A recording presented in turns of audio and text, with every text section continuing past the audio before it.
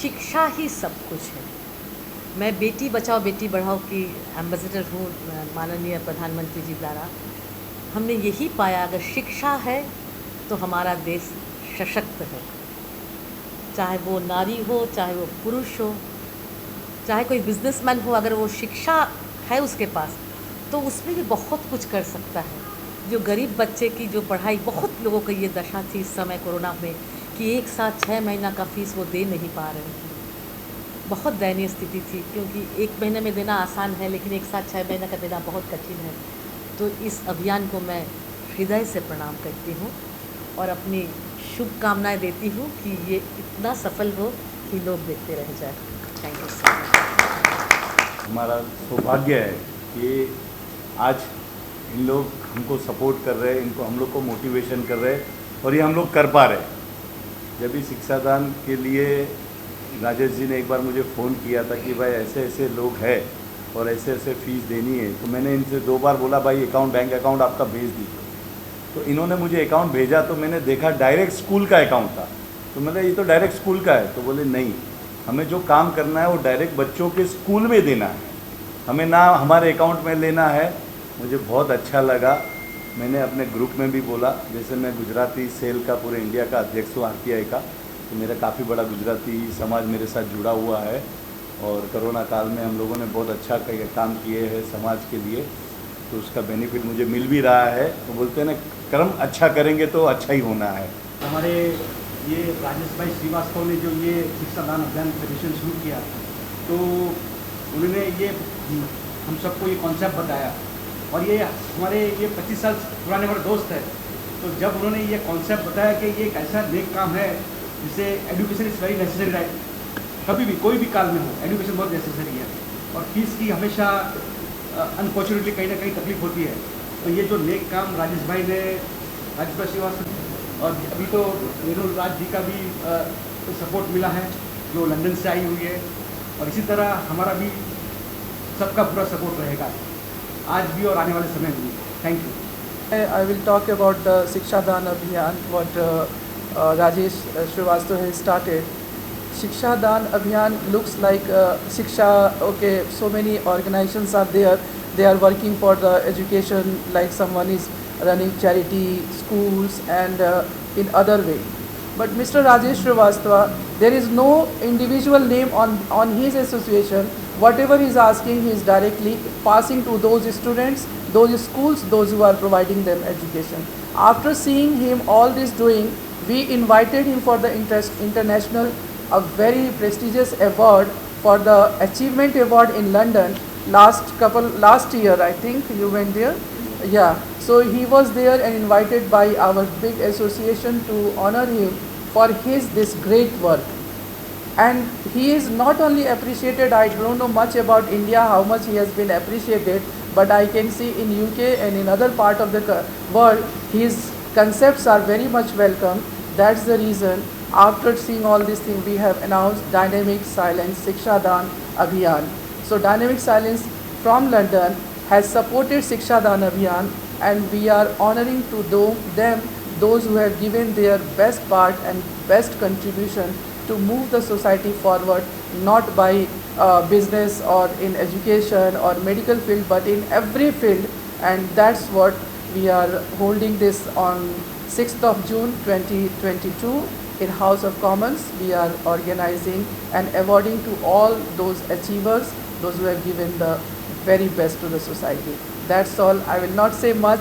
I will give you my little introduction to all of you. I am Dr. Renu Raj. I am the founder and CEO of Radhans and Dynamic Silence UK Limited.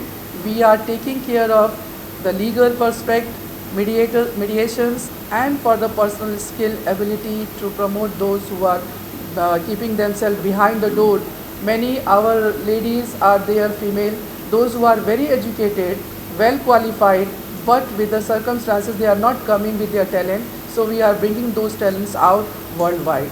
So that's all. Thank you all of you. देखिए क्या शिक्षा से सम्मान है। शिक्षा के लिए मैं समझता हूँ कि हर व्यक्ति कहीं ना कहीं कार्य करता है छोटा मोटा, कहीं ना कहीं करता है। मैंने देखा है कि हमारे कुछ मित्र हैं जो IAS अधिकारी हैं, बड़ी पोस्ट पे है, कस्टम में है, GST में है, इनकम टैक्स में है, लेकिन वो लोग एजुकेशन के लिए काम कर रहे हैं, अधिकारी हैं, वो किसी न किसी बच्चे की फ़ीस भरते हैं।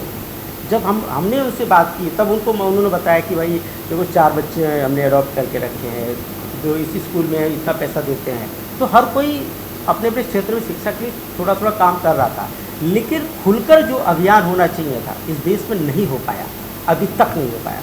मैं चाहता हूँ ऐसे लोग करते हैं, NGO करते हैं, और हमारे प्रधानमंत्री आदरणीय मोदी जी भी शिक्षा के लिए बढ़ावा दे रहे हैं, उनकी बात करते हैं शिक्षा के लिए। लेकिन इस देश में जैसे स्वच्छता अभियान हुआ था, हर कोई आज कूड़ा फेंकने से पहले एक बार मोदी जी को दिमाग में याद कर लेता है।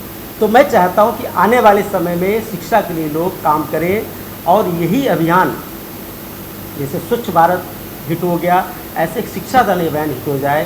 हर कोई जो सक्षम है, एक बच्चे को अगर एडॉप्ट कर ले, एक बच्चे को शिक्षित बना दे, तो हमारा देश पूरे विश्व का जो हम लोग महागुरु बनना चाहते हैं, सच में बन जाएंगे। अभी आपने इस अभियान के बारे में सुना ही कि कितना महत्वपूर्ण अभियान है, और हमारे देश में, जिस देश में शिक्षा का जो स्तर है बहुत कम है, और काफ़ी सारे बच्चे सिर्फ इसीलिए क्योंकि आर्थिक उनको संसाधन नहीं मिल पाते, और वो फाइनेंशियल जो कंस्ट्रेंट्स हैं उनके कारण उनकी शिक्षा छूट जाती है। आप लोगों ने देखा वो जो फिगर्स आते हैं उसमें ड्रॉप आउट जो बीच में शिक्षा छोड़ के जाने वालों की हमारे देश में संख्या बहुत ज़्यादा है, और उनमें ज़्यादातर ये इसीलिए होता है कि वो फीस अफोर्ड नहीं कर पाते आगे की उसके एजुकेशन। तो अगर ये जो अभियान चला है शिक्षादान अभियान, जिस तरह से इसने गति पकड़ी है, मुझे लगता है कि ये जो हमारे देश की समस्या, अगर और भी कुछ संस्थाएं इस तरीके से आगे आई, तो ये जो ड्रॉप आउट वाली संस्थाएं उनकी बच्चे चले जाते हैं जिसमें पढ़ाई छोड़ के, उस समस्या का बहुत बड़ा समाधान